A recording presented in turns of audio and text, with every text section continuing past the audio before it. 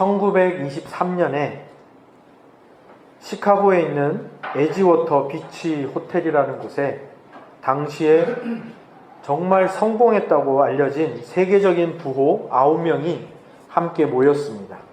당시에 모인 사람들의 됨됨이는 이렇습니다.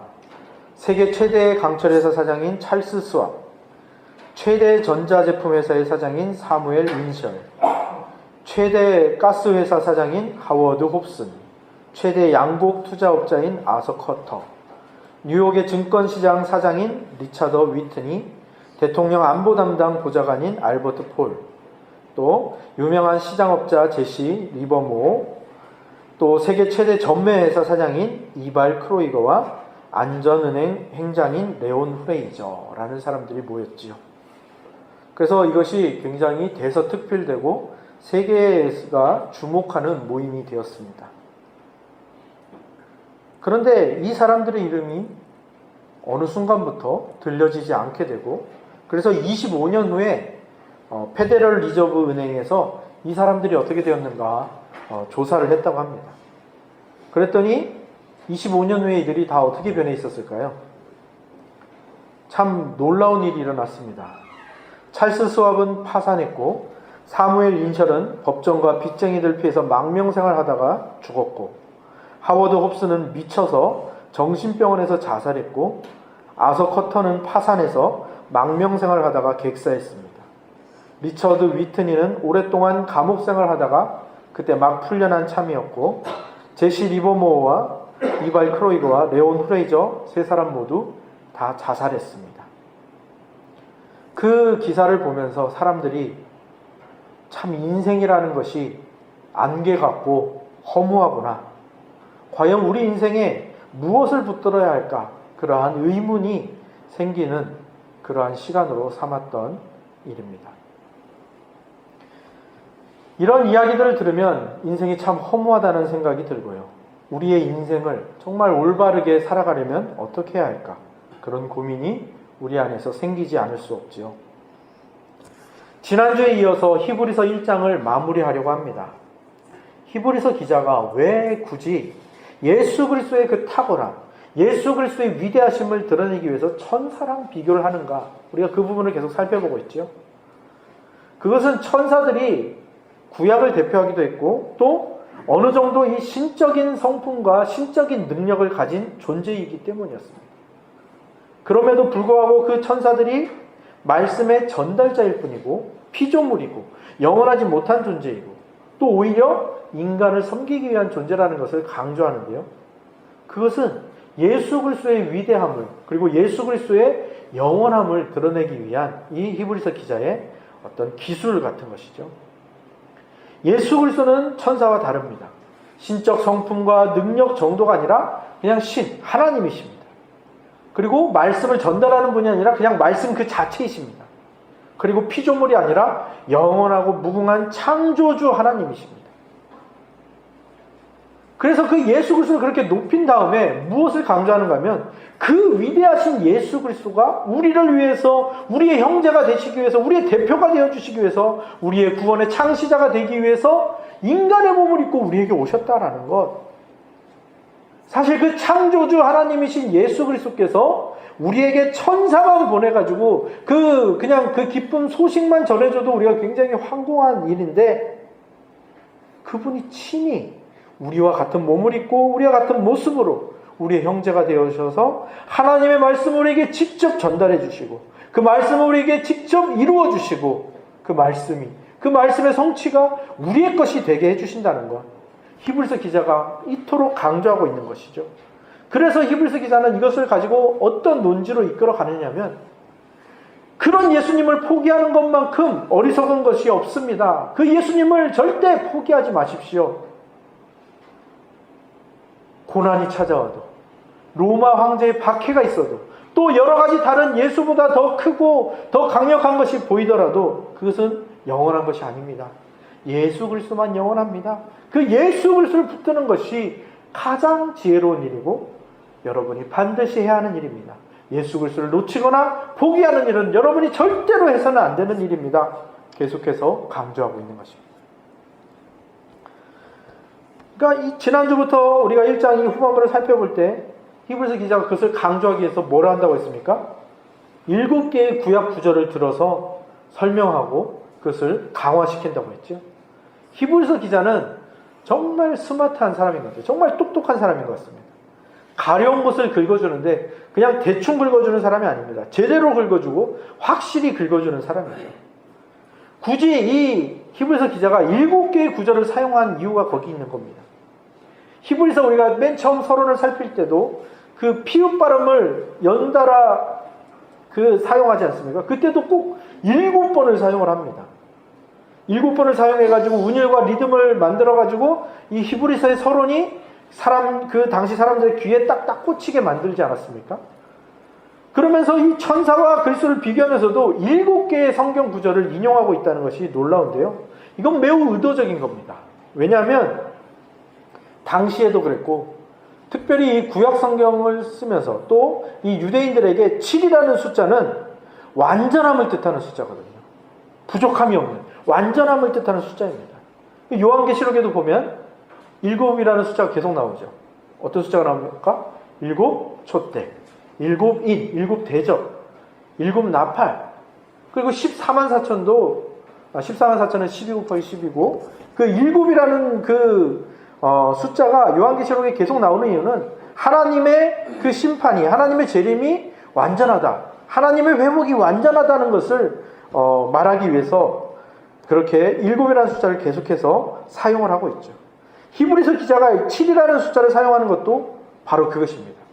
여러분이 놓치지 말아야 하는 이 예수 그리스도는 완전하신 분입니다. 온전하신 분입니다. 이분을 놓치면 다른 방법은 없습니다.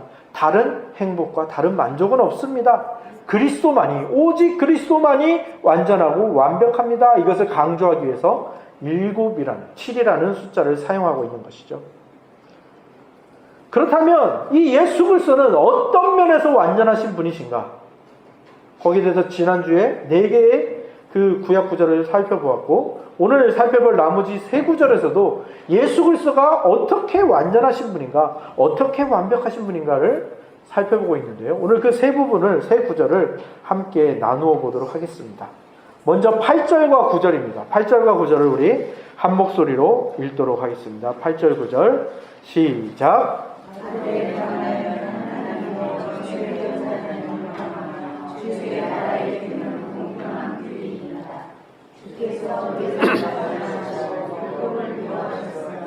그러므로 하나님 곧 주의 하나님이 즐거움의 기름을 주께 부어 주의 동료들보다 뛰어나게 하셨도다 하였고. 네, 이 구절은 시편 45편을 인용하고 있습니다. 시편 45편은요 어떤 내용의 시편인가 하면 이스라엘의 왕을 높이고 기리고 찬양하는 시입니다. 하나님이 세우신 이 이스라엘의 왕이 이스라엘의 대적을 무찌르고 승리해서 정말 진리와 공평과 의와 그 나라가 흥왕하는 것을 찬양하는 시이죠. 그리고 이 히브리서 기자가 이 이스라엘 왕을 찬양하는 이 시편을 인용하는 이유는 바로 그 시편이 예수 그리스도에게서 완성이 되었기 때문이죠. 사실 이스라엘의 왕들, 다윗부터 시작하는 이 하나님이 세우신 다윗 왕조, 다윗부터 시작해서 시드기야로 끝나는 이 다윗 왕조는 사실 완벽하지 않죠. 완전하지 않죠. 다윗조차도 실수와 실패를 거듭하는 모습을 보여주죠. 그러나 그 다윗의 왕가에서 예수 그리스도가 마지막으로 나시면서 이 예수 그리스도의 족보, 그 믿음의 족보를 완성하시죠. 그리고 이 왕권을 완성하십니다.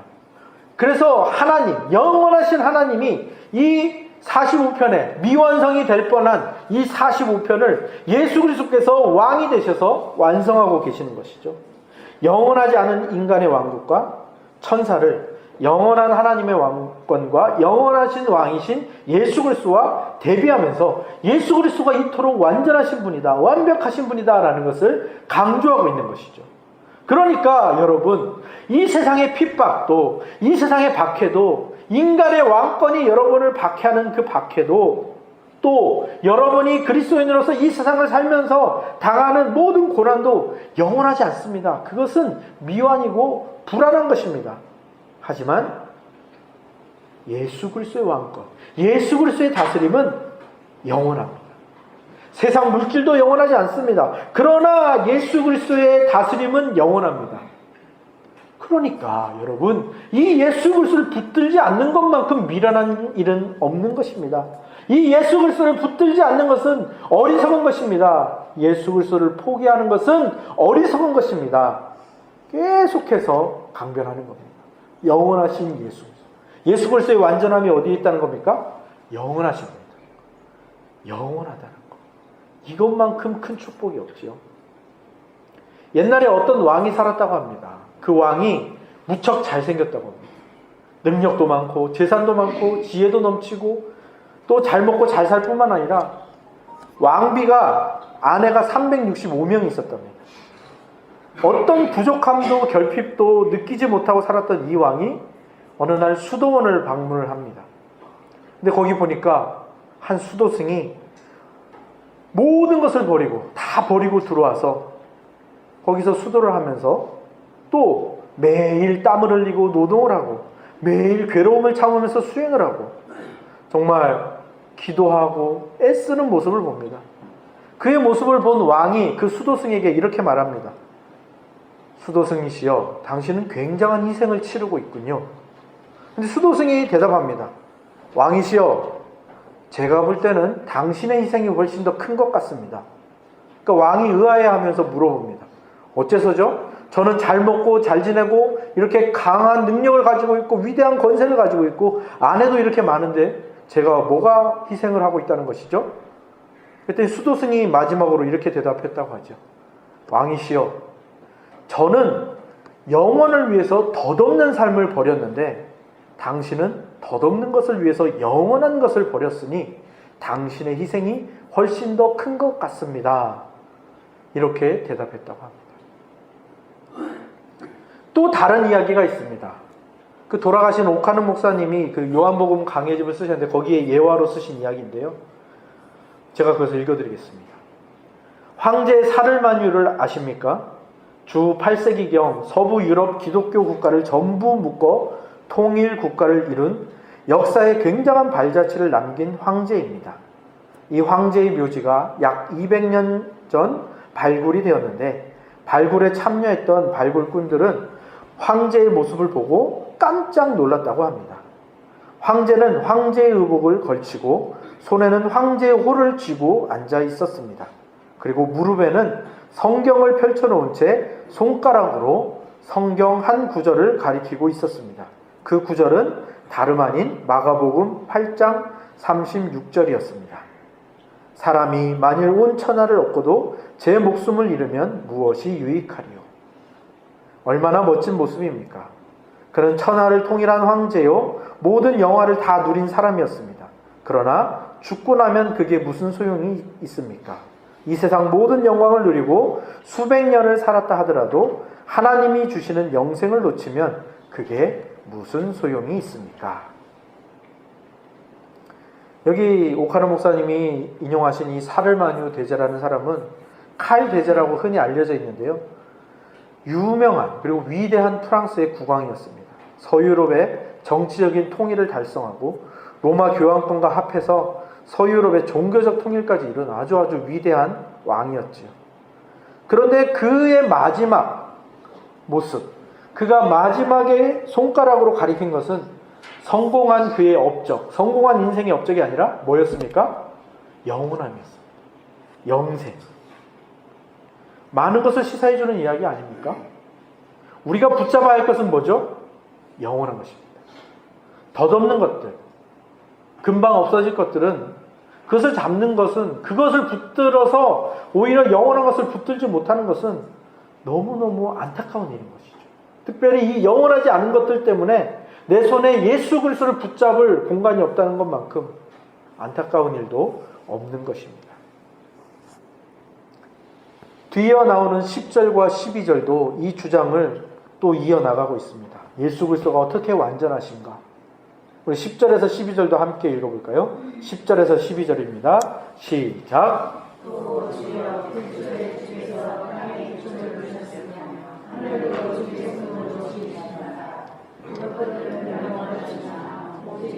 영존할 것이요 그것들은 다 옷과 같이 낡아지리니 의복처럼 갈아입을 것이요 그것들은 옷과 같이 변할 것이나 주는 여전하여 연대가 다음이 없으리라 하였으나. 아멘. 땅과 하늘도 다 피조물이어서 영원하지 못하고 멸망할 것이라고 말하고 있습니다. 천사도 피조물도 다 영원하지 못합니다. 근데 영원하지 못할 뿐만 아니라 어떻습니까? 변질될 가능성이 굉장히 높죠. 천사가 어떻게 변질됐습니까? 천사가 타락하니까 뭐가 되었죠? 사탄이 되었다는 걸 우리가 알고 있지 않습니까? 반면에 우리 주 예수 그리스도, 영원하신 그분이 변하지 않으시는 분입니다. 이 예수 그리스도께서는 창조 전에, 시간이 존재하기도 전에 그때부터 존재하신, 그리고 언제부터 존재하실지 모르는 그런 영원하신 분일 뿐만 아니라 변하지 않는 분이라는 것, 이것이 굉장히 중요합니다. 그러니까 히브리서 기자가 이 그리스도의 완전함으로 들고 있는 것이 무엇인가 하면 영원하심과 더불어서 변하지 않는 이 불변하심을 들고 있습니다. 왜냐하면 우리 자신과 이 세상은 너무나도 변덕이 심한 불완전한 존재이기 때문입니다. 그것을 가장 잘 보여주는 두 가지가 안티펜이라는 개념과 우리가 잘 사용하는 핸드폰이라고 생각을 합니다. 안티펜이라는 건 뭡니까? 안티펜. 혹시 안티펜이라고 들어보셨나요? 어떤 연예인이나 스포츠, 프로 스포츠 선수들을 보면 팬들이 있습니다. 그죠? 팬들이 있는데 이 팬들 중에서 안티팬이라 이름을 붙이는 사람들이 있습니다. 그 사람들은 뭐 하는 사람들입니까? 댓글이나 여러 가지 방법으로 그 사람을, 그 대상을 괴롭힙니다. 공격을 하지요. 근데 이 안티팬이라는 말 자체가 우리 인간의 변덕스러움을 말해주는 단어이죠. 안티라는 부정적인 요소와 팬이라는 긍정적인 요소가 합쳐질 수 있는 겁니다. 그게 한 단어에 들어갈 수 있는 게 우리 인간이 가진 변덕스러움이고 모순이죠. 대부분의 그리고 안티팬들은 원래는 그 연예인이나 스포츠 선수를 굉장히 좋아하던 사람들이 많습니다. 그렇게 좋아하다가 어떤 부분에서 실망하니까 아니면 다른 좋아하는 팬이 생기니까 어떻게 하는 겁니까? 다른 좋아하는 연예인이 생기니까 이 원래 좋아했던 사람을 공격하는 겁니다. 우리나라 가요에 그런 가사도 있지 않습니까? 님이라는 글자에 저만 하면 찍으면 남이 되죠. 아예 원수가 되버린, 이게 안티팬이라는 것이고요. 이게 인간이 가진 변덕스러움이죠. 인간의 사랑은 너무나도 자기중심적이기 때문에. 그래서 인간은 사랑조차도 변덕스럽습니다. 스마트폰도 마찬가지 아닙니까? 핸드폰도. 히브리서 기자가 오늘 본문에 보시면 그 변하는 것에, 변질되고 변덕스러운 것의 예로 뭘 들고 있습니까? 옷을 들고 있습니다. 의복. 왜냐하면 그 더운 지방에서 혹시 살아 보시거나 지내보신 분들은 아실 겁니다. 그 더운 지방에서는 땀이 많이 흐르기 때문에 옷이 굉장히 쉽게 삭습니다. 예전에 제 여동생이 인도네시아에서 몇 년 정도 살았던 적이 있는데 제 여동생이 한국으로 들어오면서 제일 놀란 게 뭐냐면 자기가 입고 있는 옷들이 다 색깔이 누렇고 파란 색깔이라는 겁니다. 한국의 옷들의 색깔이 너무 화려하다는 거죠. 그러니까 이 고대 근동지방을 살았던 이 저자도 가장 잘 변질되는 게 옷이었던 것 같습니다. 그래서 옷을 그 변덕스러운 것의 대표로 들고 있는 것이죠. 근데 히브리서 기자가 오늘날을 살았다면, 이 시대를 살았다면 가장 잘 변하는 것의 예로 뭘 들었을까요? 아마 핸드폰을 들었을 것 같습니다. 제가 이 핸드폰을 새로 구매한 지 4개월 됐거든요. 근데 4개월밖에 안 지났는데 아무도 제 핸드폰을 새 핸드폰이라고 부르는 사람이 없습니다. 홈폰입니다. 이거는 4개월밖에 안 됐는데. 최신폰이 절대 아니죠. 최신폰은 하루에 뭐 몇 번씩 바뀌는 것이 최신이고 해 아래 새 것이 없다는 것. 오직 낡아지는 것만 있다는 것을 가장 잘 보여주는 게 이 스마트폰 아닙니까? 변질되고 변하는 것만 있다는 것. 그런데 하나님의 사랑이, 그리고 예수 그리스도의 사랑이 위대한 이유가 바로 여기에 있습니다. 우리는 사랑조차도 변덕스럽고 우리의 주변의 모든 것이 변질되고 낡아지는 것들 뿐입니다. 그런데 예수 그리스도는 변덕스럽지 않다는 거예요. 불변하시는 분이라는 게 너무너무 감사한 일인 겁니다. 하나님께서 우리가 사랑받을 만해서 사랑하셨습니까? 아니죠. 성경에서 뭐라고 말합니까? 우리가 아직 죄인 되었을 때 우리를 사랑하셨는데 그 사랑이 변치 않으시는 거예요. 계속 우리에게 주어지는 거예요. 근데 이 말도 우리에게 잘 와닿지가 않죠. 아, 예수님이 그냥 변하지 않은, 하나님이니까, 신이니까 변하지 않는 분인가 보다. 뭐 다이아몬드 같이 이렇게 안 변하는 분인가 보다. 근데 난 변덕스러우니까 어쩔 수 없지. 이렇게 넘어가시면 안 됩니다. 왜냐하면 하나님이 불변하시는 분이라는 거, 예수 그리스도가 불변하신 분이라는 게 우리에게 얼마나 다행스러운 일인지 모릅니다. 이거 좀 부정적인 쪽으로 한번 상상을 해보시기 바랍니다. 만약에 예수 그리스도가 변덕스러운 분이시라면 한번 생각을 해보십시오. 우리가 8절과 9절에서 예수 그리스도의 완전함을 무엇으로 함께 보았습니까? 영원한 분으로 보았죠. 영원하신 분. 근데 생각해보세요. 그 영원하신 분이 변덕스럽다고 생각해보세요. 그건 생지옥이죠. 그렇지 않습니까? 아침 저녁으로 이랬다 저랬다 하신다고 생각해보세요. 예수님이. 그러면 지금도 계속 성경이 써져야 돼요. 그리고 그 성경들을 다 가지고 우리는 뭘 해야 됩니까? 어떤 것이 지금 하나님의 뜻일까 막 살펴봐야 되는 거예요. 예수 그리스도가 하나님이 변덕스러운 분이라면. 그리고 예수님이 아침에는 저한테 그러시는 거예요. 이삭아, 내가 널 사랑해. 내가 은혜로 내 은혜를 다 베풀어서 너를 구원해 줄게. 너는 이제 하나님의 자녀야. 너는 하나님의 백성이야. 너는 다윗의 자손이야. 그렇게 저를 축복해 준다고 생각해요. 근데 제가 점심 먹으면서 잠깐 실수를 저질렀어요. 그때는 예수님이 갑자기 화가 나신 거예요. 그 실수 때문에. 그래서 예수님이 저한테 이렇게 말씀하신다고 생각해 보세요. 야, 오이삭, 너 실수했지? 구원에서 탈락. 아니야, 너 연대 책임이니까 너네 가족 구원에서 다 탈락. 그래, 너 무슨 구역이야? 박상준 구역이지. 너네 박상준 구역 구원에서 다 탈락. 이런다고 한번 생각해 보세요. 예수님이 그렇게 변덕스러운 분이라고 한번 생각해 보세요. 정말 끔찍하지 않습니까? 진짜 생지옥이죠. 살아있어도 살아있는 게 아니라 하나님의 눈치만 보면서 덜덜 떨면서 저주의 삶을 살 수밖에 없는 거죠. 그러니까 예수 그리스도께서 불변하시는 분이라는 것이 얼마나 다행이고 우리에게 얼마나 큰 축복인지 분명히 아셔야 합니다. 그분은 시건치 않으신 분이에요. 말이 땅에 떨어지지 않는 분입니다. 무슨 말씀을 하시고 그거를 지키지 않는 분이 아니에요. 신실하신 분이고 자비와 인자하신 분인데 그게 불변하는, 변치 않고 영원하신 분이라고. 우리가 이 사실에 늘 감사하고 늘 찬양하고 늘 영광을 올려드려야 마땅한 것이죠. 마지막 인용 구절을 한번 살펴볼까요? 우리 13절과 14절을 같이 한번 읽어보도록 하겠습니다. 시작.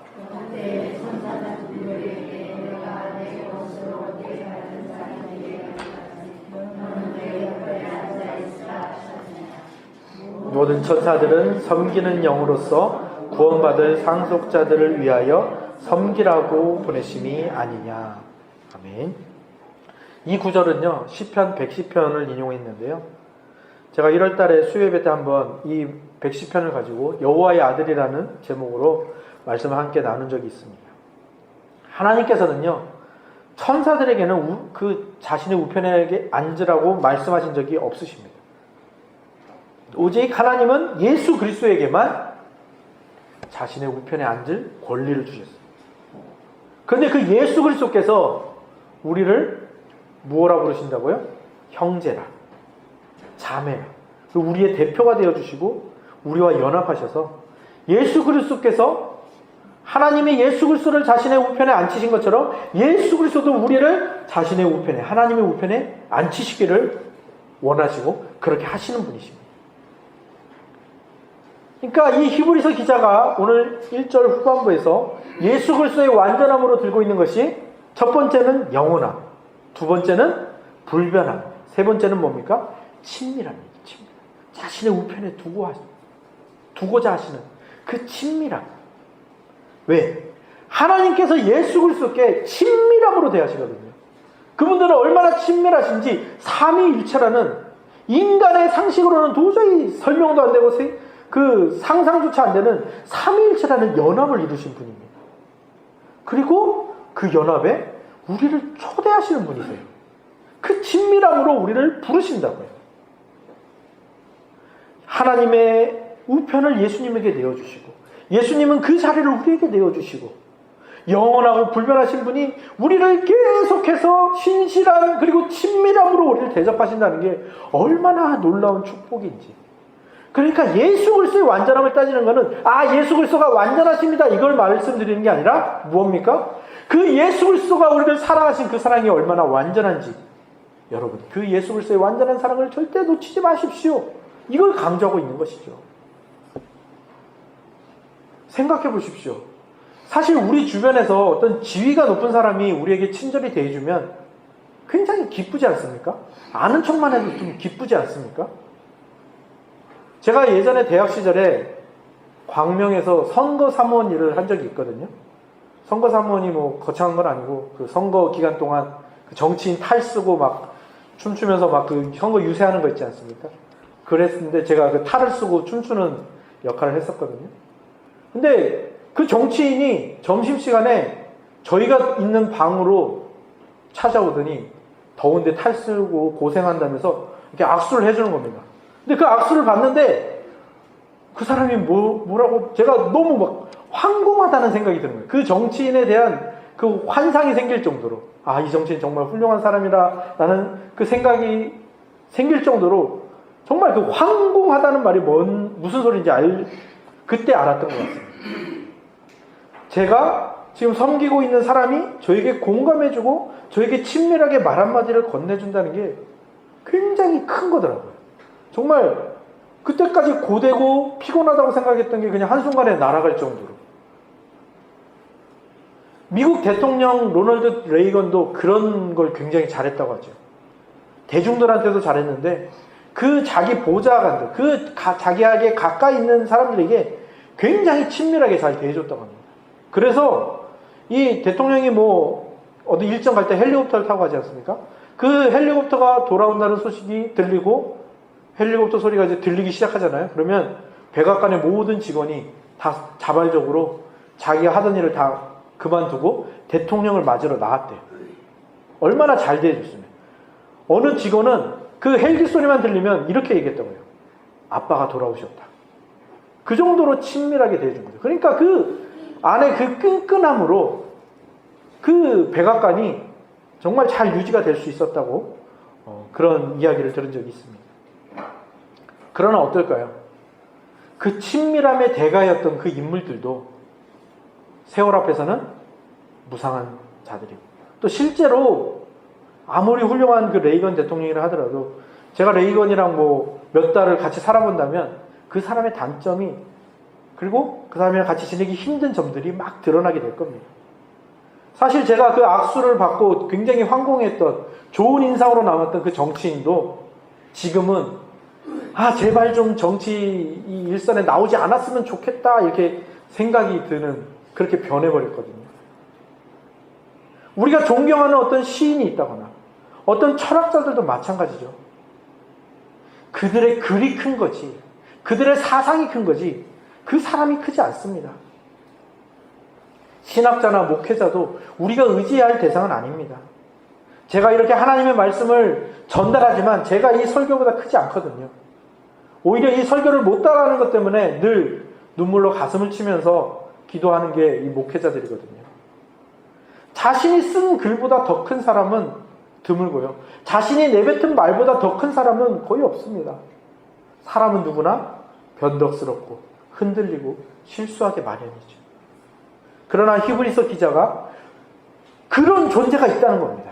친밀한데 영원하고 친밀한데 불변하는 분이 있다는 겁니다. 그게 누굽니까? 예수 그리스도. 이 완전하신 분, 우리가 의지할 수 있는 유일한 분이 여기 있다라는 거죠. 아니, 우리가 의지해야 할 유일한 존재가 예수 그리스도라는 거예요.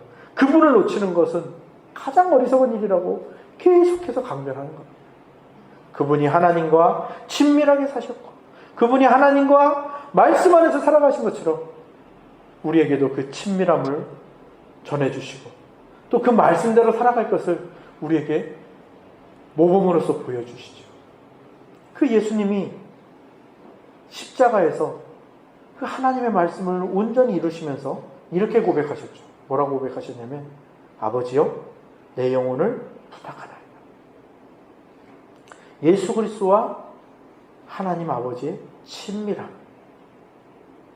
그리고 우리가 이 세상을 살아가면서, 예수 그리스도께서 인간의 몸으로 이 세상을 살아가면서 의지해야 할 대상이 누구인가? 영원하시면서 불변하시면서 친밀하신 그 존재 한 분밖에 없다는 것을 보여주시는 거죠. 우리가 이 세상을 신자로 살아가야 합니다. 히브리서가 쓰여진 이 히브리서의 독자들은 로마 황제의 박해와 핍박이 가득한 그 시간을 보내고 있었고, 우리는 지금 현재 교회가 욕을 먹으며 기독교인이 사회에서 어떤 힘을 발하지 못해서 예수 믿는 것이 굉장히 자랑스럽지 못한 그런 이 세상을 살아가면서 예수를 놓고 다른 것을 붙잡아야 하는 것이 아닌가라는 생각이 들만한 그런 세상을 살고 있죠. 그러나 그러한 세상이라 할지라도 우리가 의지해야 하는 분은 오직 예수 그리스도 한 분밖에 없다는 것입니다. 그리고 그 예수 그리스도께서 자신의 영혼을 부탁하신 그 하나님밖에 없다는 것을 우리가 기억해야 하는 겁니다. 예수님 이후에도 얼마나 많은 사람들이 이 고백을 하며 죽어갔는지 모릅니다. 스데반도 그랬죠. 아버지여, 내 영혼을 부탁합니다. 폴리카 감독도 주여 내 영혼을 부탁합니다. 종교개혁자 존 후스, 또 마틴 루터, 또 우리가 잘 아는 철로역정을 쓴 존 버년도 마지막 순간에 이 고백을 하면서 죽었습니다. 아버지여, 내 영혼을 주께 부탁하나이다. 우리가 인생을 살아가면서 우리의 영혼을 부탁할, 우리의 영혼을 의지할 존재는 반드시 영원하신 분이어야 하고, 그러면서 불변하신 분이어야 하고, 그러면서도 친밀하신 분이어야 하는데, 그분은 오직 예수 그리스도밖에 없다는 것. 제가 예수 그리스도와 하나님 아버지를 구별하지 않고 설명한다는 것을 여러분이 아셨으면 좋겠습니다. 왜냐하면 히브리서 기자가 지금 그렇게 논지를 이끌어가고 있거든요. 이 히브리서 기자가 예수 그리스도에 대해 설명하면서 하나님 아버지와 분리해서 설명하고 있지 않습니다. 예수 그리스도가 하나님 아버지께 영혼을 부탁한 거죠. 우리도 예수 그리스도께 우리의 영혼을 부탁하며 그 인생을 살아가는 것이 온당한 것이고 바른 것이며 지혜로운 것이라는 것. 그것을 기억하셔야 합니다. 다른 곳에 여러분의 모든 것을, 여러분의 존재를 걸지 마십시오. 다른 것에 걸면 세상 말로 쪽박입니다. 왜냐하면 영원한 것이 없거든요. 또 불변하는 것이 없거든요. 그리고 우리를 마음 다해 친밀하게 대해주는 존재도 이 세상에는 없거든요. 오직 예수 그리스도만이 영원한 분이고 불변한 분이고 그 전 존재를 다해서 친밀하게 대해주시는 분이거든요. 그분에게만 우리의 영혼을 맡기고 우리의 모든 존재를 걸 수 있는 것이죠. 그렇다면 여러분, 오늘 여러분이 가진 소중한 것들, 가장 소중한 것들을 그분을 위해서 한번 사용해 보시기 바랍니다. 여러분의 물질을, 여러분의 시간을, 여러분의 재능을, 또 여러분의 헌신을 예수 그리스도께, 예수 그리스도가 기뻐하시는 곳에, 예수 그리스도가 원하시는 곳에 한번 사용해 보시기 바랍니다. 그것은 아마 깊은 고민이 있어야 할 것입니다. 장기적인 계획이 될 수도 있습니다. 그러나 포기하지 마시고 한번 계획해 보시기 바랍니다. 그것이 우리 공동체가 앞으로 나아가야 할 길이죠. 주여 한 영혼을 섬기게 하소서. 우리가 왜 한 영혼을 섬길 수 있습니까? 예수 그리스도가 영원하고 불변하신 그 친밀한 사랑으로 우리를 섬기고 있기 때문에 우리도 한 영혼을 섬길 수 있는 존재가 된 것이죠. 그것을 위해서 함께 고민하기를 원하고요. 그것을 위해서 함께 기도하기를 원합니다. 그것을 위해서 올 한 해 우리의 가장 귀한 것들을 주님이 원하시는 그곳에, 주님이 원하시는 그 한 영혼을 위해서 아름답게 사용하시는 우리 모두, 우리 선교회, 우리 구역, 우리 공동체가 되기를 주님의 이름으로 축복합니다. 아멘. 기도하겠습니다. 하나님, 참으로 감사합니다. 오늘도 우리에게 말씀하여 주셔서 감사합니다. 하나님, 히브리서 기자는 우리가 붙들고 우리가 의지해야 하는, 그리고 우리의 영혼을 부탁할 수 있는 존재는 오직 영원하시고 불변하시고 친밀함으로 가득하신 예수 그리스도밖에 없음을 계속해서 강변하고 있습니다. 그 히브리서 기자의 설득에 넘어가는 우리가 되게 하여 주시옵소서. 그 성령님의 설득에 설득당하는 우리 모두가 되게 하여 주시옵소서. 그리하여 다른 것들 의지하고 붙잡지 않게 하여 주시고 예수 그리스도만 의지하며 붙잡는 훈련과 연습이 우리 삶에 늘 있게 하여 주시고, 그리하여 예수 그리스도가 원하시는 그 한 영혼을 발견하게 하시며 또 그 한 영혼을 섬기는 방법을 고민하게 하시며, 그리하여 우리 공동체가, 우리 선교회와 구역과 우리 교회가 올 한 해 하나님께서 기뻐하시는 일들로 충만하여지며 기뻐하시는 계획과 실행으로 풍성하여지는 놀라운 한 해를 살아갈 수 있도록 축복하시고 인도하여 주시옵소서. 그리고 그 일에 나를 사용하여 주시옵소서. 우리를 사용하여 주시옵소서. 예수 그리스도의 이름으로 기도합니다. 아멘.